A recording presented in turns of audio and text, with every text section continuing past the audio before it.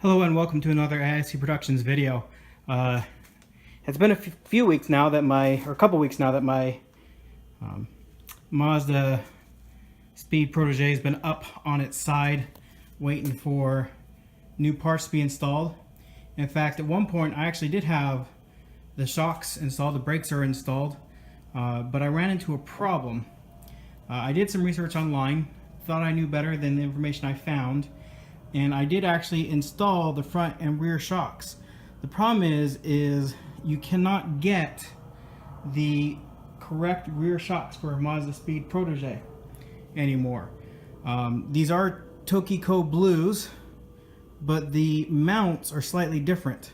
And so with the springs, they're not as tall as the springs on a normal Protege, but the shock is meant for a normal Protege.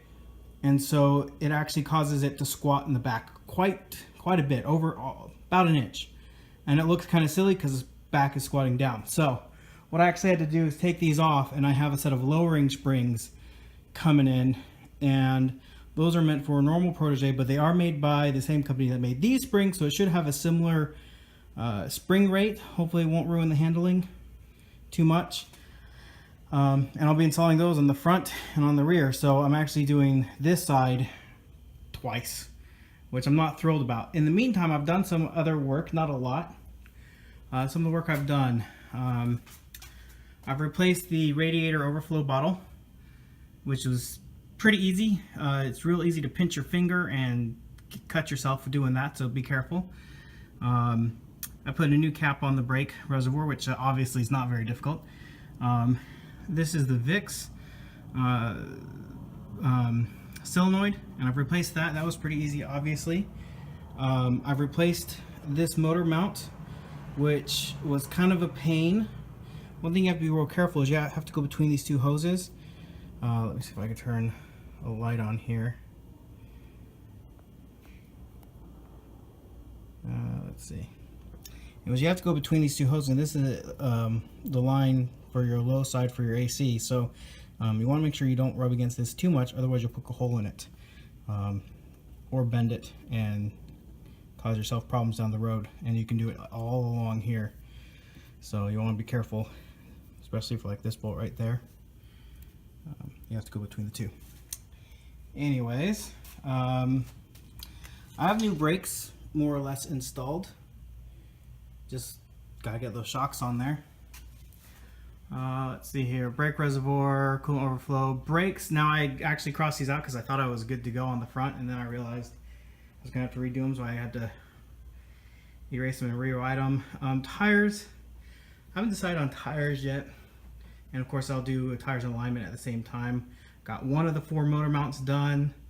Clear coat repair, that's going to be one of the last things I do. Oh, I got the spark plugs in. I should cross that out because that's done.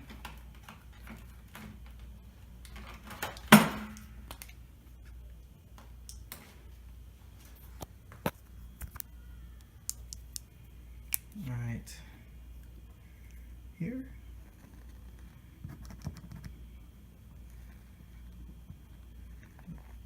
Marker doesn't like writing over itself.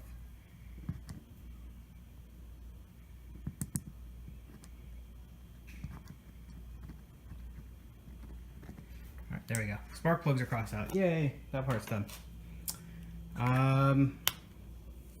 Flush brake fluid, I'll do that once I'm done swapping out all the brakes. Power steering pump, we'll see about that. When I turn the AC on, I have a little bit of a squeak, and I don't know where it's coming from. Sounds like it's coming from the power steering pump, but I'm not 100% sure. Not quite sure what I want to do about the intake. The biggest reason why I'd upgrade the intake is the current box is the plastic has just gotten fatigued and it's broken. The clutch sensor I have, unfortunately it's real hard because of the way the car is leaning. I have no room on that side to get in the car at all. So I actually can't do that yet. I'll wait till I do the other side to get in and do that work. A blow-off valve, that's just fun because you can hear it whoosh. Cross out the VIX.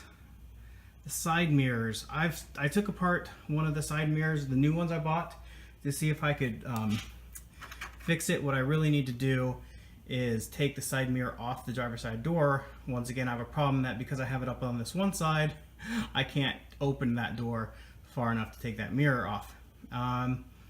Paintless dent repair, not a big deal again. There's just a couple little dings on here I'd love to get fixed. I do plan on putting this in some car shows, and it'd be nice to have fewer dents in it. And that's just, they're not like anything massive. It's just from, you know, the car is what, 14 years old now, almost 15 years old now.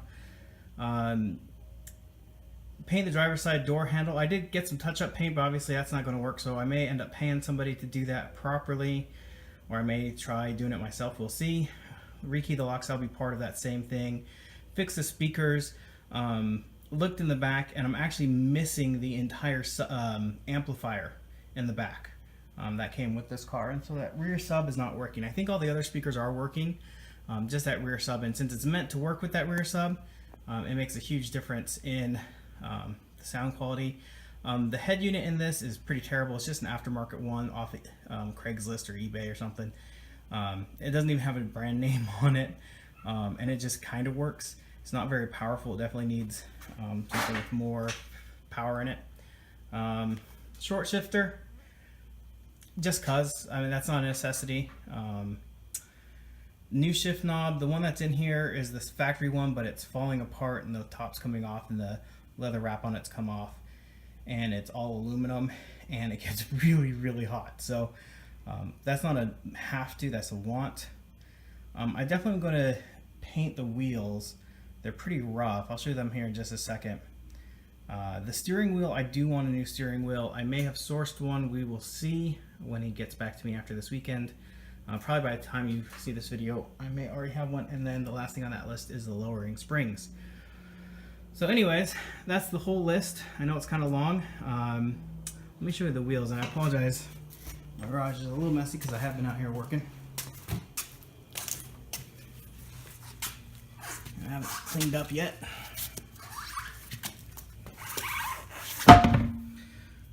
So one thing with these wheels is they're held on with these Torx sockets or Torque bolts. Every now and then, if you go somewhere where they don't know that, they try to pop it out from the back and you get this. And I'm pretty pissed about this because you cannot get that replaced. As far as the wheels, I did clean these wheels, but you can see that the paint on them is pretty rough. And so what I'm thinking I'm going to do is sand these down and hit them with, you know, maybe a gunmetal gray, just a base coat, and then try plastic to paint them, or paint them another color. I haven't decided if I want to stick with the stock color yet, or if I want to go something crazy. Everybody, because of the color, everybody keeps telling me to paint or do gold wheels, and I'm thinking if I want a STI, I would have bought an STI. I wouldn't have bought a Mazda, but you know, different people have different tastes. I'm thinking yellow, maybe like a nice bright yellow, or I don't think green would look very good. If you have an opinion, let me know, and I will definitely look into that. I'll probably plastic dip them first in my color of choice if I can find it, just to see what it'll look like. If I hate it, I can peel it off and it won't cost me a ton of money. Anyways, thank you for watching. I know this is a quick update video, but again, thank you for watching, and I hope you have an amazing day.